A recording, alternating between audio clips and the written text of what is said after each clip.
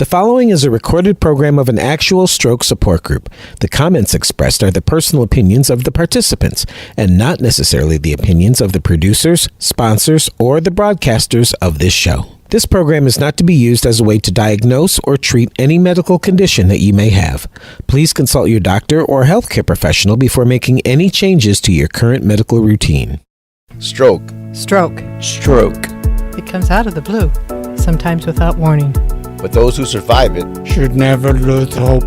A stroke can be life-changing. But it is also A new beginning. because for all survivors, there is still a beautiful life after stroke.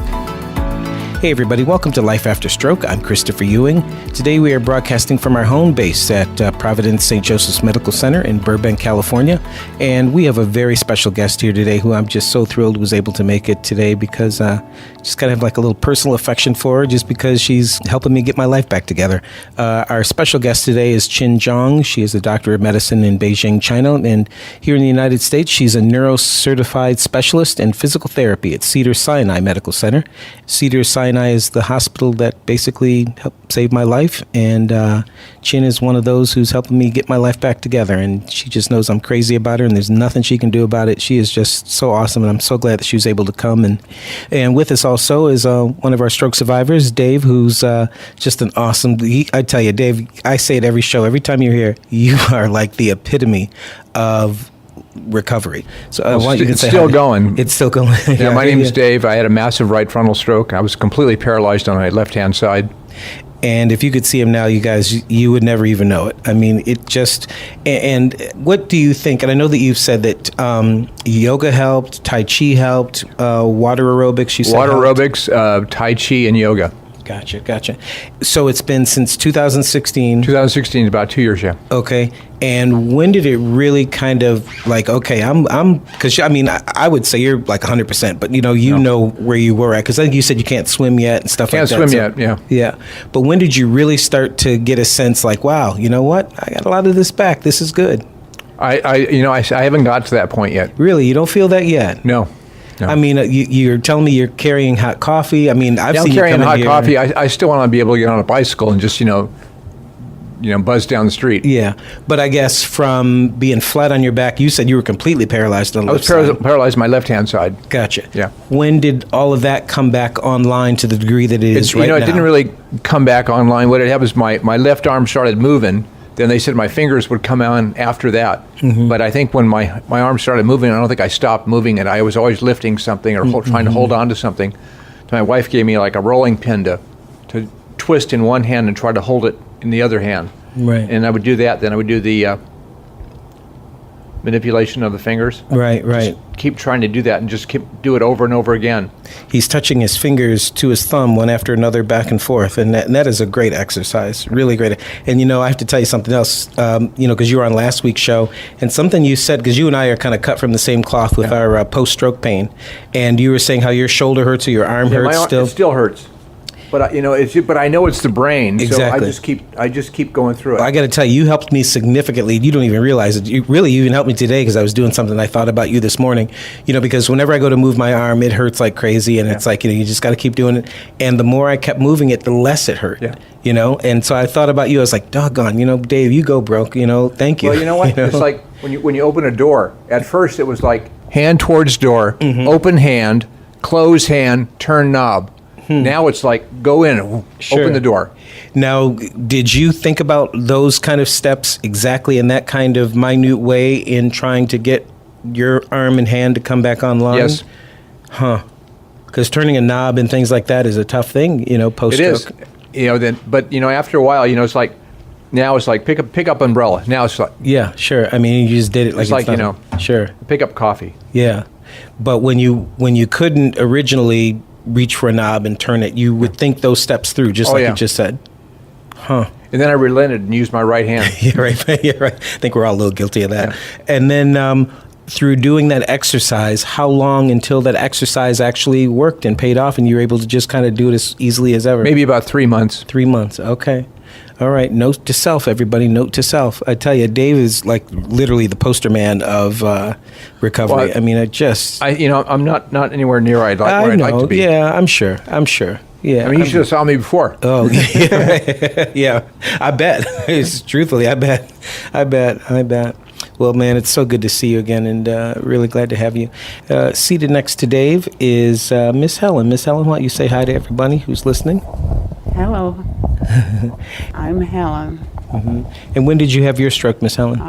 It was July 23rd in 2013. 2013, yeah.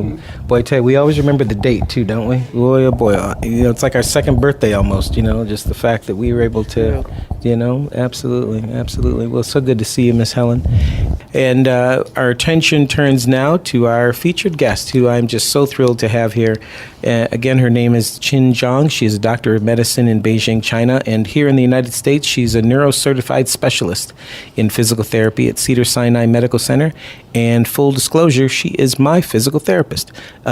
She has just been so awesome. And, when I mentioned to her that I'd love for her to come on the show, it's really because whenever I go see her, you know what, and I'm going to have to call you Chin just because that's what I always call you. But, usually when I have people in your position, I always call them Dr. something or this and that. But I just know you as Chin, and I know you as Yinny's mom. But no worries.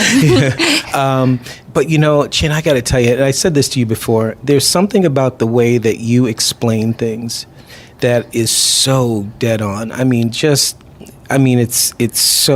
almost like you're reading my mind when you explain why I might move a particular way or why I might feel a particular way as I'm trying to move and things like that. It's just like you're in my head. And it is such a fabulous skill for you to have as a therapist in terms of helping people like us try to figure out what the heck happened here and how do we get some part of our life back to some kind of normal. There's nothing better than having someone like you, who is our leader at that point, really be so in tune with what it is that's happening, because we don't know, we don't know why we can't all of a sudden do things as smoothly or as easy as we used to. But boy, the way you break it down and the way you explain it is so fabulous. Why don't you kind of spend a few minutes and just kind of tell everyone who's listening kind of a little bit about your background? Sure. Hello, everyone. My name is Qing. I came from China, and I got my medical degree in China, Beijing University Chinese Medicine, and I practiced 7 years in China in a hospital and in rehab department. And I came to America in 2010, and I went to University of Nevada, Las Vegas for my doctor of physical therapy degree. After that, I went to Creighton University to finish my neuro-residency program for 1 year. And after I was done my neuro-residency program, I came to Cedars as a physical therapist and worked for patients with neurological impairments. And it's interesting how, and this certainly isn't to knock others who are kind of, I guess, standard physical therapists or not neurophysical therapists, but there's really is a big difference when it comes to physical therapy. When you're a stroke survivor, you really do need to kind of work with a neurophysical therapist. Why is that so important? Yeah, so for physical therapists in the DPT program, everyone gets education about how to treat the patient with different conditions, including orthopedic and neurological and pediatric patient population, geriatric patient population. Everyone have their different interests, so you can go deeper to get more knowledge and practice and skills on treating patients with different conditions. So for me, because my previous experience practice in the neuro field, so I have more interest for treating patients with kind of like a stroke, spinal cord injury, or neurological condition. So everyone go to different career path to find their best interest. So is better for the patient with a neurological condition to see a neurological physical therapy because they get more information, more kind of like continuing education, and also practice in this field compared to not saying that general practice of physical therapy cannot treat, but it would just be better fit for the patient have a neurological kind kind of like a request to get better. And what made you want to specialize more specifically in neurological rehabilitation and therapy? Yeah, for me, like I said, couple reasons. A lot of number one is just your family members had a stroke. So from their experience, you feel that if you're a therapist, you know more about rehabilitation and maybe you can help them better. Another thing is, like I said, my experience. So when I was treating patients in China with neurological conditions, it took longer time compared to orthopedic condition to get a recover. They need more help, not just a physical help. They need kind of like a psychological support. They need you, even though for the family members, they need you support to help the patient and the patient's family get to recover. It's more rewarding for me compared to, so for orthopedic patient population, they're young, they just get kind of like an injury, they recover very quick. They suffer for a little bit of time compared to neurological is a lifelong fighting. So for me personally, I just feel more attached for this patient population. We're going to take a quick break, and when we come back, Jin's going to explain to us a lot of different things in terms of stroke and rehabilitation, along the lines of a time frame of whether she goes along with the time frame of 6 months and 1 year, and that's the new normal and all that kind of stuff, and then also some of the exercises that are important towards stroke rehabilitation and stroke recovery and getting back as much return as you possibly can and things like that. So sit tight, we'll be right back. Hey everybody, welcome back to Life After Stroke. I'm Christopher Ewing. Today our guest is Zhang. She's a doctor of medicine in Beijing, China, and also a Neuro-Certified specialist in physical therapy at Cedars Sinai Medical Center here in Los Angeles. So a question for you is, through your therapy and rehabilitation of people like me, what are some of the common deficits that you see stroke survivors come in with following a stroke? So post-stroke, the patient depends on the area you got the stroke. So different area in the brain have a different function, so they present different kind of like presentations. So in general, most of people after stroke, they have a weakness on one side of the body. They may have a sensation deficit, and some area, like I said, in the brain affect the patient's vision. And another thing is the tone. So a lot of patients have a spasticity. That's a big thing, affected their walking speed. And some patients also, in addition to like a weakness, a sensation, tone, they have some kind of like neglect, which means that they only recognize one side of the body. So they don't, in the space-wise, they don't recognize the something on the opposite side of their brain injury. And another thing, such as a midline orientation, so they feel they're in the straight position, but actually they're not. So something depends on where you got the stroke. So each area affected differently, so your presentation would be different based on the stroke. You hear that immediately after the stroke, that's kind of the best time to kind of really dive at it and really kind of get in there. Why is that? Yes, so most of the research is saying that the best gain happens for the first 3 to 6 months is the best time for the neuro rehab. Is just because of neuroplasticity. By that time, your brain tries to reconnect and get a different paths to compensate the deficit you have and get your functional back. That's why most research support for the best gain it happened after the first 3 to 6 months. But more and more research have shown that beyond that time, especially for patients' ambulation, it can get better even though in the chronic phase. Some patients got their stroke recovery can happen after 18 months and beyond that point. Wow. So yes, especially right now, I think a lot of research have shown that in the chronic phase, a lot of patients still able to get better in their walking. Now, what has happened in the research and in the study over the past few years that's caused them to think differently about that whole time frame? I think it's just because we have a more kind of like a stroke survivor and they are able to live longer time. So we have a more research to look at, because beginning, like initially, patient feel that, everyone tell me I only have 6 months to get recovered. But actually, after 6 months, they're not to get what they want to be, like receive like independent walking. So they want to continue to get help from therapists. So more research have seen those patient population come back for therapy help.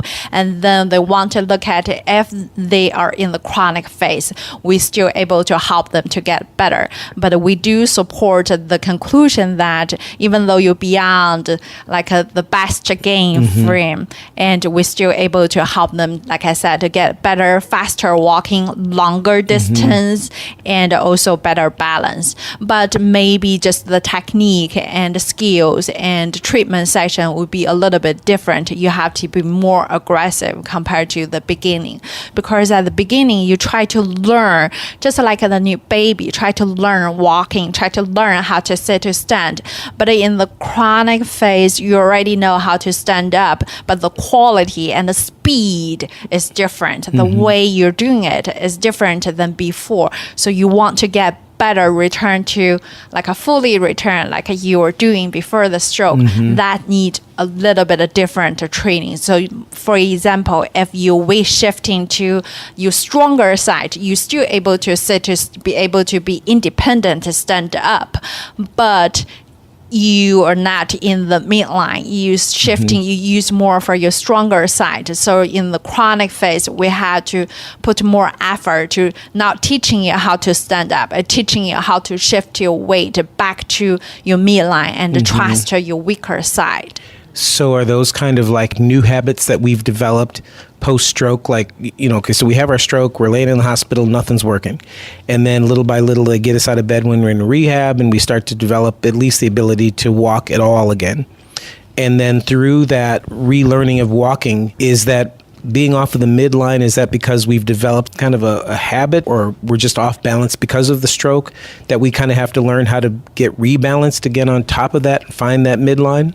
That's a really good question. That's why I feel that I totally believe the patient, even though past the best time frame to regain their kind of like functional ability, and even though in the chronic phase, I still believe that there is a meaning for the patient to continue receive the therapy. Because now, what is that chronic phase that you mentioned? What period, what length of time over is that? 4 months. Over 4 months. So the reason is because I tell my patient, don't blame on yourself. Don't blame on yourself why you cannot stand straight, why you cannot trust yourself to your weaker side. Think about this way. If you have ankle pain, you don't put your weight to your ankle pain side. You always put the weight, try to avoid the weight through your painful side. It's the same thing. Your brain is super smart. Every patient's brain is super smart.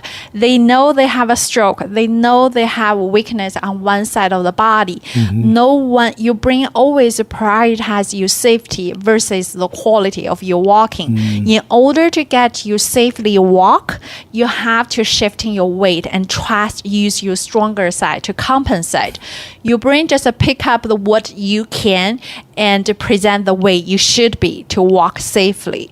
So in the chronic phase, we have to pay more attention, not just for moving around, it's for the quality of your moving. So I always ask my patient, like Christopher, you have to show me your strength. You have to show me your confidence to trust your weaker side, and then I can help you bring it back. If you cannot show me your strength gain, and you cannot do your stretching to maintain your range, and your brain just don't trust your weaker side. I know. See, now she's getting a little close to home. Now she's kind of hitting to the bone now. But and I'm good with it. It's kind of like your brain, like you just said, the brain is really smart. So my brain knows that I'm weak on the left side. My brain is like, man, why would I want to put so much weight on this weak side when it's weak? It's messed up. It's damaged right now. Let's throw some weight on this right side. So that's why, and you've seen me, I have a tough time wanting to just stand on that left leg, just totally reliant on it 100%. I'm not going to do it. I mean, I will do it. Of course, I'm being slightly silly, but it's very hard to trust a part of your body that you know is weak. And your brain just doesn't want to do it because your brain knows that that part is weak. So why in the world would I trust it? So it's kind of like a chicken and the egg, and you just can't win for losing because you just don't want to trust yourself, but you need to, You need therapists to help you to get your weaker side stronger and give you confidence to trust your weaker side. Now, seeing that, like I said, 60 to 80% of the patient post-stroke after 1 year, they're able to return walking independently. But my walking independent definition is different than the patient. For me, the patient uses the walker with the brace, walking across the street by themselves. It's counted as independent. But for the patient, it's not. The patient want to walk without the walker, without the brace across the street, just like they walked before the stroke. That's their goals. So that's why I'm saying that for therapists, you need to know what's the patient's goal and use the patient's goal to motivate them for doing exercise. Just like you're independent for walking, and you ask me why I need to trust my weaker side, why I need to shift my weight to the weaker side. But if your goal is to be able to walk like the ability you had before the stroke, that's what you have to do. What was the ratio that you gave? You said a certain percentage of people post-stroke 60 to 80% of people get back the ability to walk after stroke? After 1 year. Wow, that's great. That's great. We're going to take a break, and when we come back, I've got a question for you. Why are we weak? Is the weakness because we've been laying in bed and we've gotten weak because of the stroke and we just haven't exercised and worked those muscles enough? Or is everything still just as strong as it was before the stroke? It's just that parts of our brain just haven't connected back into those receptors wherever that weakness is. So that'll be the question that you can answer right when we come back. Hey everybody, welcome back to Life After Stroke. I'm Christopher Ewing, and right when we went to the break, Jen said, boy, all these hard questions. And I said, well, see, that's what you get for putting me through all that hard work in therapy. Part of my master plan to get back at you. No, I'm just kidding. I love you. So right when we were going to the break, the question was, why are we weak? Because we have weakness after stroke, and it's just always kind of like, are we weak because we laid in bed for the first couple weeks because of the stroke and we're just trying to get back on our feet again, and then so that's why we're weak? Or are we just as strong, but there's something in our brain that just hasn't fired back up yet since the stroke? Right after stroke, your weakness is because the brain damage. So your brain lost the connection to the muscles, need to be controlled. So the muscles are still just as strong. The muscles not get information, get control from your brain. The connection between your brain and the muscles interrupted. So that's the reason you got weakness. For the patient in the chronic phase, like past 1 year, 2 years, sometimes their weakness in addition to the stroke, because the disconnection between your brain and the muscles is they're not kind of like get a lot of exercise. So because no exercise or lack of enough exercise, they lose the muscle strength and endurance. That's the two reasons. Right after the stroke is just because your brain didn't connect to the muscles. So that's why your muscles cannot be functionally. So you feel weakness. And then you get some recovery. You use a different compensatory strategy or use a different muscles. Or because the healing of your brain, you get your muscles stronger. But in a chronic phase, if you're not using your muscles, not doing the strength exercise, range of motion exercise properly, and then you may not able to maintain the same strength you have gained. A lot of people after stroke ask me like, whether I can go to the gym to do the gym exercise. But when I look at their strength, they are doing like exercise in a small range versus the full range. So I do want to emphasize for this point, kind of like a concept is about the range of motion and strength. So when the doctor or therapist, they're doing some manual muscle tests, they're looking for the full range first, and then they put the leg or arm in the testing position to go against manual resistance. If you're not able to achieve the full range, for example, like a knee range of motion, knee extension, when we stand, we need to get knee straight. So if you're not able to kick your leg straight and we cannot do a little bit of aggressive strength exercise because you're not achieved to the full range of motion yet. So when you're doing kind of like a lifting weight or doing some kind of like a free weight exercise, you want to get a full range of motion, because if you only practice your range of motion exercising in 80%, you lose the 20% of range, and you're not getting stronger for that 20% of range. You always see yourself with knee bending and standing. So you have to focus on the full range first and then add the resistance. I remember right after my stroke, my arm and even my leg too, they felt like they weighed 500 pounds each. Why was that? I mean, it just seemed like my limbs were so heavy. And to just even move them a little bit was like, how did I ever make this arm move at all? It's so heavy. Was it just because they're just... You don't have strength to move it. Just no muscles had kicked in at that point, I guess, huh? You don't have strength to move it. And another thing, in addition to the strength, and think about it, you got a stroke. It's not like you got a cold. Even though you got a cold, you still feel you don't have a strength. You feel whole body heaviness. You don't want to move for your whole body. And think about something happening in your brain level.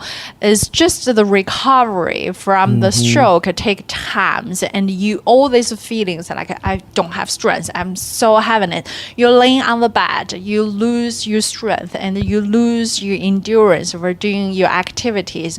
All the components added up make you feel your body so heavy you cannot move it at all. Right. Now, being my therapist, that one of the things that I struggle with is pain, post-stroke pain, and it seems like the pain actually keeps me from doing the exercises that I really want to do and should do. But, I'm in so much pain just even thinking about doing it, let alone beginning to do it, that it's like, oh, gosh. So then I don't exercise as long or as much because I know I'm going to experience pain. How does a stroke survivor work around that situation? Great question, because pain is a big topic. The reason I'm saying it's a big topic because some patients have the stroke because like I said, depends on the area. In certain area, if you have the stroke and you have a central pain related to the area you had a stroke, that's really hard for the patient because, like I said, it's in the brain level. It's not like the muscle pain, like, oh, you hurt your shoulder, you hurt your arm. That's not as simple as that kind of like a muscular pain. So it's in the brain level. Some patients may not affect in that area cause a central pain post-stroke, but because their weakness, their posture is not in a good alignment. So you ask them, sit straight, get your shoulder up, they cannot hold it against the gravity long period of time because of misalignment. So they have a shoulder pain, they have hip pain. And the way you walk is different. Your body mechanic is different than you walking without the stroke. So most stroke survivor, they spend at least 3 or 5 times more energy when they're walking compared to the healthy people. So your gait mechanic is different. That may cause you have some pain at your hip, at your knee. So that's why therapists keep trying to correct the patient's posture and make sure they're in a good alignment. So prevent a secondary injury, like the pain or kind of like a misalignment cause shoulder subluxation, not dislocation, just not in a good alignment, cause the patient have pain to prevent the patient to do exercise. So that's why right after stroke, we try everything to put the patient in a good alignment, in a good posture to prevent secondary injury, that may cause the patient not able to participate in therapy session. I see. Very interesting. Now, it's something else you mentioned earlier, and you know that I deal with this, and I'm sure a number of other listeners who are stroke survivors do as well. Spasticity. That is like the enemy. It's like, gosh, like if the stroke wasn't enough, here comes spasticity, What's that about? Spasticity is a very, very hard question because so far, if you look at the literature, and they have a kind of like a moderate level of the evidence to support the patient use medication, rehab, plus some neuromuscular stimulation plus acupuncture 4 with together. They have moderate kind of like a level of the evidence to support to help the patient to manage the spasticity. But majority of the common treatment we provided, like a stretching, like just the stimulation, or maybe some transcranial stimulation as well, they have low evidence to help the patient decrease the spasticity. Another thing is spasticity recover is different than your motor skills. They are different, transfer different path. So that's why even though you get your motor function better, doesn't mean that your spasticity is going to be managed. And another thing is if your spasticity get managed, doesn't mean your motor function is going to get better. Really? So they your motor function and your spasticity go through the different paths from your brain to your muscles. So it's hard. For a therapist, we try to do is, because if you're in the spasticity for a long period of time, it may put your arm in like a bending position, prevent you to get any functional movement for your arm. So we try to do is, number one, we try to maintain the range. So we try to open their arm, try to do some range of motion and stretching exercise to help them maintain the joint integrity, so you don't lose the range because the spasticity. Another concept we're trying to do is trying to get your muscle stronger. So if your muscle, for example, if you are in the bending position because your bicep is so hypertoned, so you want to get your tricep stronger to help you to be able to open your arm, so get your arm straight. Is it possible to work past the spasticity and like overpower it or anything like that? Yeah, it's hard to say that you can go past the spasticity. Like I said, spasticity is speed dependent. So if you try to use a power to go faster and go more, that ain't gonna happen. It's going to trigger your spasticity Yes, right, exactly, worse. even more. Yeah, so that's why when you do the tone management for the spasticity, you want to go slow and long stretching versus quick and faster, less kind of like 10 seconds hold. So we want to hold a little bit longer. So we want to, like I said, we try to avoid the secondary injury from the spasticity. For example, your pain, because you put your arm, your shoulder in certain position because the tone, so end up causing you have some shoulder pain because the wrong alignment. So we try to prevent the secondary injury from the spasticity. So we try to maintain your range, get your muscle stronger in a good alignment.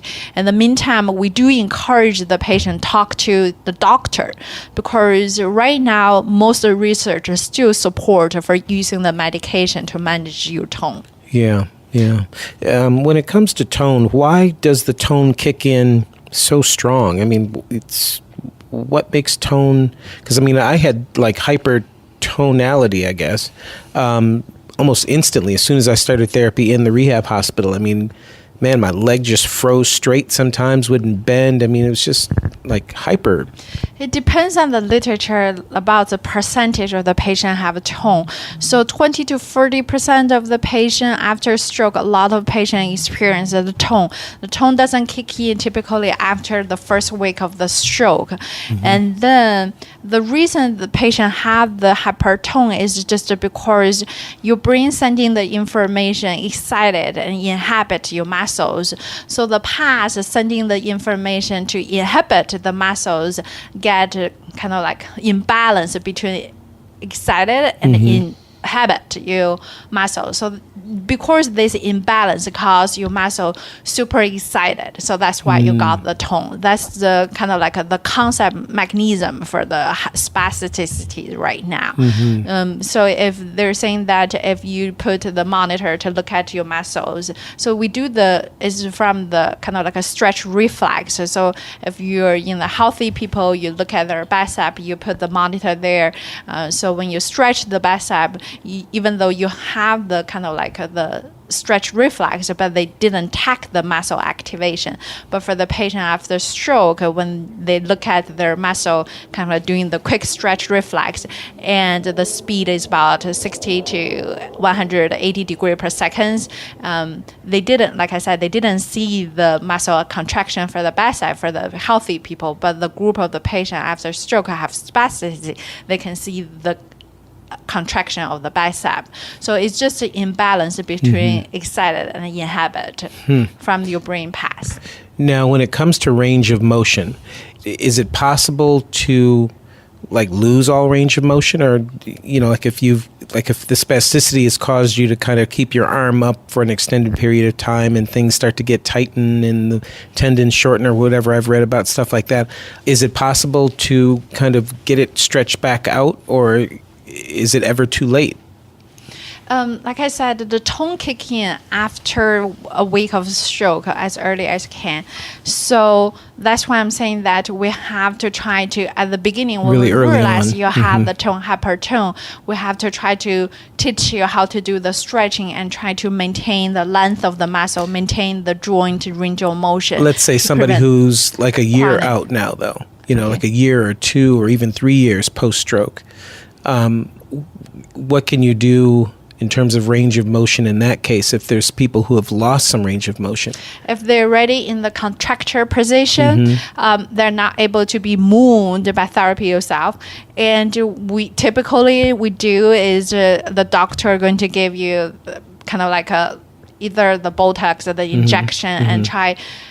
Some research saying that they combined kind of like a casting there to put your arm in such after you gain you range from the Botox or injection to relax your muscle, and then you put you in the casting in a long period of time. Hopefully you can maintain this range after they remove the casting. You still can maintain the range, but it's not like a strong research support. But that's why I'm saying that patient education is very important. Like the patient know early on to prevent it happen, just to prevent you lose your range, because it's very hard, because it's not just the tone.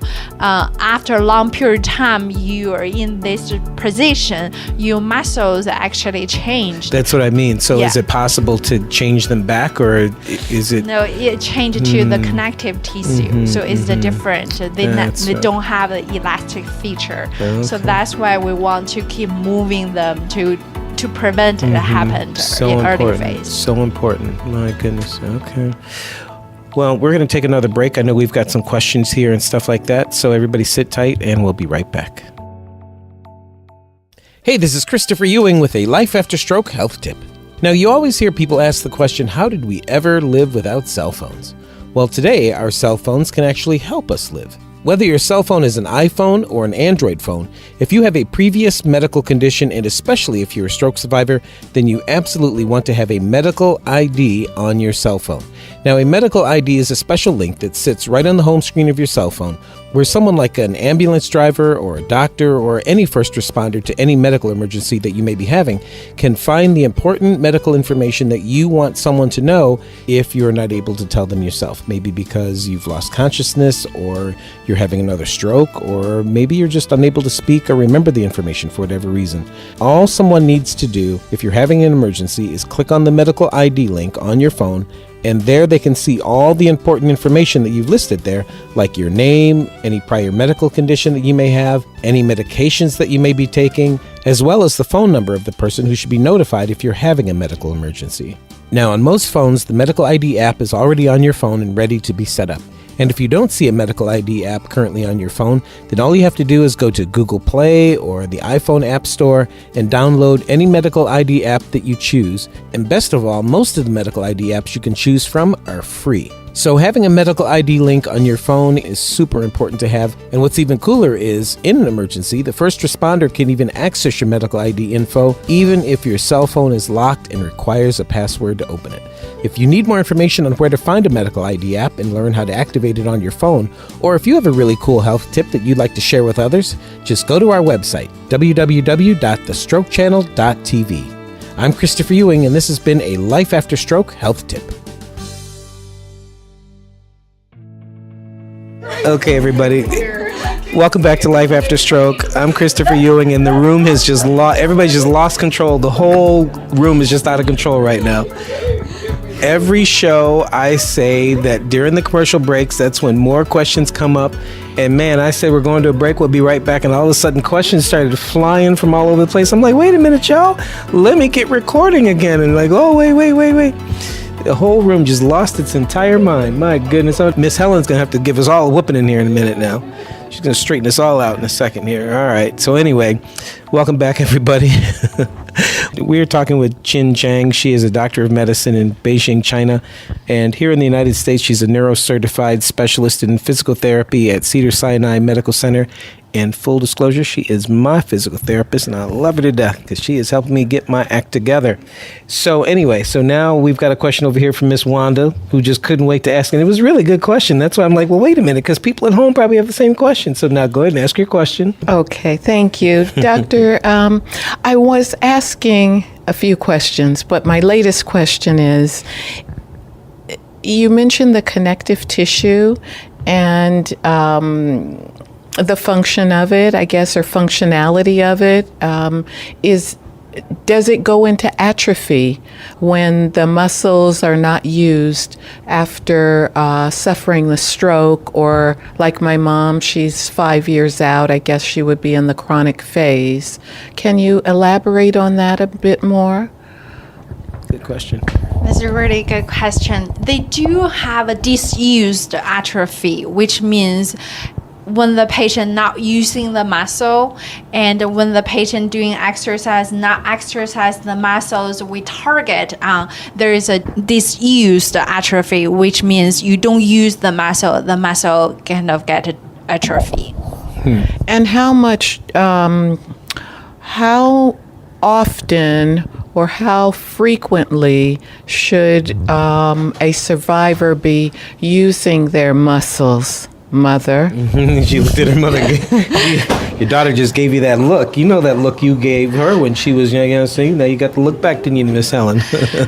American Stroke Association, they do have exercise guideline for patients post-stroke. They recommend the patient for doing aerobic training 150 minutes, 150 minutes per week.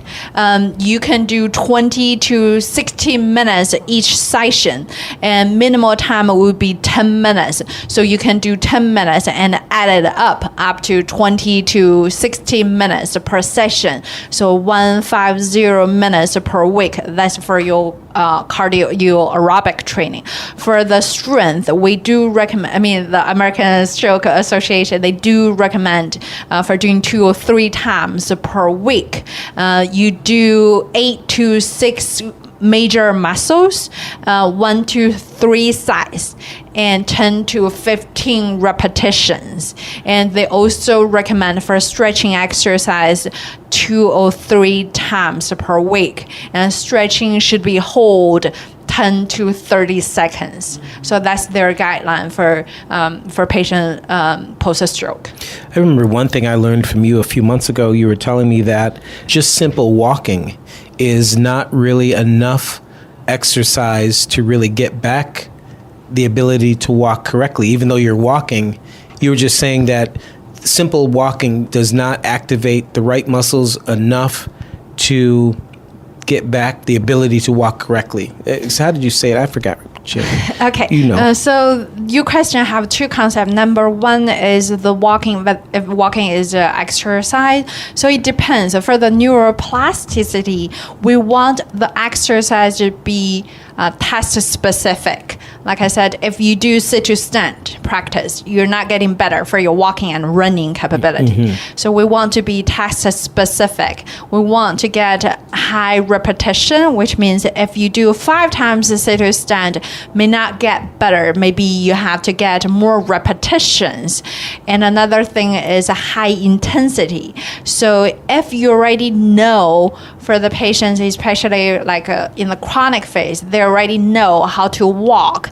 If you want to achieve fast faster speed, if you always use your comfortable walking speed, you're not getting better. For you faster, you need to get high intensity and a challenge. You need to progress your exercise, make your exercise being challenged so you can learn. If you keep practicing the skills you already master, you're not get better. So if you want to do something different, you have to practice the way in addition to your usual walking. So that's why you say task specific. Yeah, task specific and a very high intensity and high repetition. So that's why a lot of research recently showing that kind of like a promote like a treadmill training, local mat is a different type of treadmill training in order to get that high intensity and high repetitions. Even though it's not superior to like overground gait training, but it helps the patient to burn more energy, to help them to get more kind of like a wellness, fitness, and also cardiopulmonary function. And they do support the patient to get a faster speed. So that's why I'm saying sometimes I tell my patient if they don't have kind of like a treadmill at home or they want to practice in the community for walking, you cannot just use your comfortable walking speed. Right. If you want to achieve the goal is walking faster, able to cross the street in a normal speed. So sometimes I will capture their walking speed on the treadmill and then transfer to the metronome. Right, So that's what we ask the did. patient to listen to the metronome or maybe the music match to the metronome speed. Ask them at least to get 10% of faster compared to their comfortable walking speed, so can use that speed as their new baseline. Interesting, very interesting. We had another question here. Doctor, I had a question about the plasticity. My mom had her stroke in 2013, and pre-stroke, before then, all my life, she's been like a power walker, walking fast, almost like not running, but just that's her normal speed all the time, climbing on the counters, whatever. She's just always doing something very physical, very active in this way. And after the stroke, obviously, she could not do these things. And then as she went through physical therapy and that sort of thing, she did regain a lot of function. But even now, 5.5 years, I can tell she's still very frustrated. And when she stands from a seating position, it's not fluid. It kind of like has... I don't know, like stopping and starting, kind of. Like a stutter, huh? Yeah, like a stutter in a way. And her walking is very slow, sometimes almost too slow, that her primary doctor wants her to see a neurologist for this. What could we do, or, how do we proceed? Because I know it bothers her a lot. That's a good question. Chen, does the slowness come from a insecurity of balance or what? Okay, her question have really good, I have to say, and I also have a couple points I want to kind of like answer. Number one is about depression. So 1/3 of the patient post-stroke, they have experience of the depression, and that depression actually affected the patient's outcome. So if the family of the patient realize they have the depression, please talk to a doctor or neuropsychologist, because you need to get help from a specialist. That's going to significantly affect your outcome. So we want the patients to get help from your doctor, neuropsychologist, to get some support and to address depression. It's not like just a few patients. Like I said, it's 1/3 of the patient post-stroke, they experience depression. So get help. That's number one. About about the movement. So like I said, the stroke affect different areas. Some areas is a more kind of like the patient have more troubles for doing things like transition from one position to another. They need not just a strength, they need kind of like coordination between different muscles, between different joints, and also your confidence level for doing it. Like I said, some people, because there is a high percentage, like over half of the patient post-stroke, after 1 year, they have experienced falls. So after fall, a lot of people end up have a fear of falling, so afraid of falling again. So they have some avoidant behavior. So that's why so many components to answer your question about sit-to-stand, the fluency of the sit-to-stand. It can be the technique. There's some technique to how to make you sit-to-stand easier. If you are not able to, if you learn the technique, you're still not able to return the technique, maybe because you're afraid of leaning forward, shifting your weight. Maybe because you don't have a balance, sitting balance, leaning forward enough to transition your weight. Maybe because the weakness of the muscle. Maybe because your brain thinking about the process of getting up is hard for you to think through. Maybe because it takes a longer time for you to think about how I'm going to get up. So a lot of components in this simple sit-to-stand test answer your question about how to make it better. We need to know what's the reason, specific reason cause your mom to go slow for sit-to-stand. Is it because her weakness? Is it because her balance of shifting weight?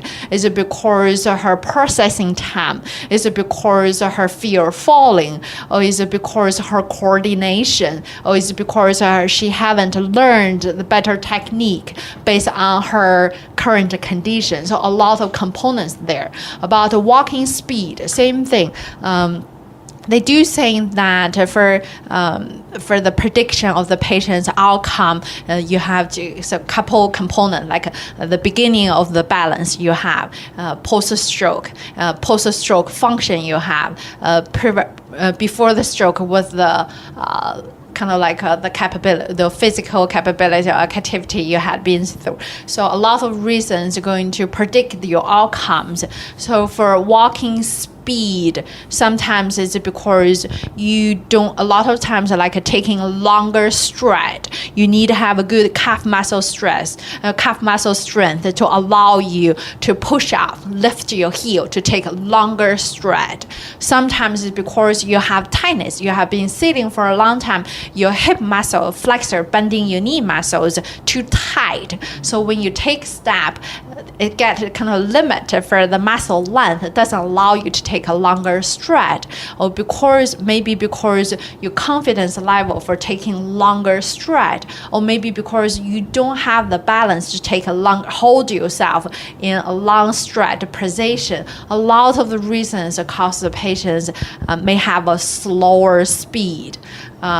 It depends, like I said, it depends on multiple reasons right after the stroke. You balance after stroke, you speed after the ability of walking right after stroke or before the stroke. A lot of components can influence your outcome. But at this stage, if you feel that she had a high level functional before, she's motivated, and she doesn't have a significant weakness, still have some limitation for walking speed, and therapy can look at those components and see what's the reason to cause it and address it specifically. I told you she was good. I told you Chin is good. But you know what? I'm not mad at you, Miss Helen, because I'm the same way. I move slow.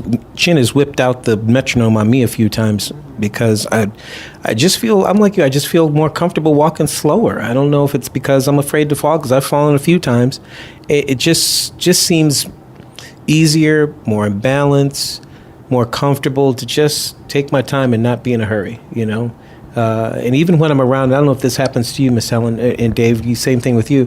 When I'm around like a crowded place, like if I would go to a street fair or the grocery store, anything like that, when there's a lot of people around, I'm always afraid to get bumped into because, boy, I tell you, the wind could blow me over sometimes. Just my balance is so funny. and it gets me a little nervous about that. So I know that's another reason why I walk slow. But yes, I agree. Like it's all about your confidence level for your walking speed and your capability for doing it. But the reason we look at walking speed is just because they do have a research saying that if your speed is slower than 0.4 meter per second, based on the standard test, a 10-meter walk test, it may indicate you just a homebound walking ambulator. If your speed is between 0.4 to 0.8 meter per second, you have a limited ability to go into the community. But if your speed is faster than 0.8 meter per second, it is a good sign for you to be independent and safely walking in the community. So that's why sometimes we look at the speed. It just see that if we can predict your ability to walk safely at home or outside. I was just going to say, I remember you telling me about that. Something you taught me about, the speed had to get to a certain threshold in order to go out into the community, because you have to be able to safely walk across the street and before the signal changed and stuff like that. So there's a standard that you guys try to get us to before we're actually permitted or authorized or encouraged to go out into the community so that it's safe for us. Yeah, it's safe. That's why we try to use it. But another thing is, like you go outside, it's not just a one parameter we look at. It's not just like your walking speed. If your walking speed faster, it means you're able to walk safely. Every test have their limitations. So, like for example, we have a standard outcome measures for patient post-stroke is Berg balance scale, but it's look at more for the patient like a standing balance, sit to stand from a chair, transfer between chairs, reaching, turning around, that kind of the safety things and balance things. But it doesn't look at your ability to walking outside, like negotiate curbs, up and down stairs, that kind of things. So each test and measures have their limitations. So we look at it as a whole. So we look at multiple outcome measures. We do want to promote the patient get a faster speed because, like I said, there is a research support the patient that getting faster speed able to be a safer walking in the community. But it doesn't mean that that's the only one indicator. So will that faster speed help us with our security and our balance and things like that? So it just indicate that if you're able to walk faster, may indicate that you have a strong strength, a strong balance to support you to go faster. They have multiple reasons to limit the patient to go slower. For example, like you said, balance, strength, maybe vision, maybe fear of falling, maybe their confidence level, multiple reasons. But if you're show us ability to walk faster, we have a stronger confidence for you to be safe walking in the community. So there's a lot of benefits to encouraging yourself to walk faster.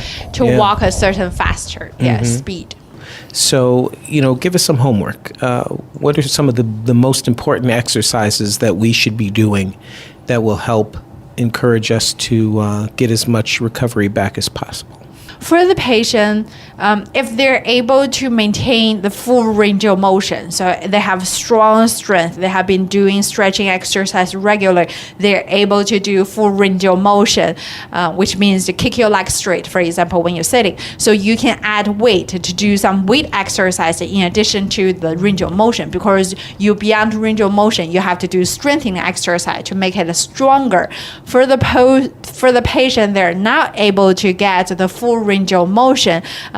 They want to kind of like doing either your family help you or your therapist help you to design the exercise you can use, stretch in kind of like a strap or towel or anything, help you to maintain the full range. And the meantime, to stretching the muscle, to let the muscle relax. So you do both. So for example, if you do kicking leg straight and you realize, gosh, I cannot kick it straight yet, so you want to strengthen your quad muscle, but in the meantime you want to stretch your hamstring, that's the muscle at the back of your thigh. So if you lose your hamstring muscle, get stronger for your quad muscle, you're able to get your leg straight.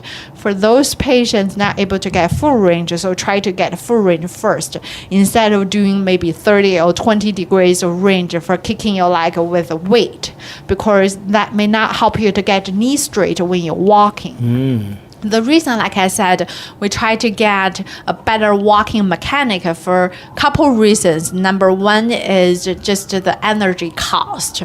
If you walk in a different way, you just cost more energy, may end up not able to walk the long distance you want to.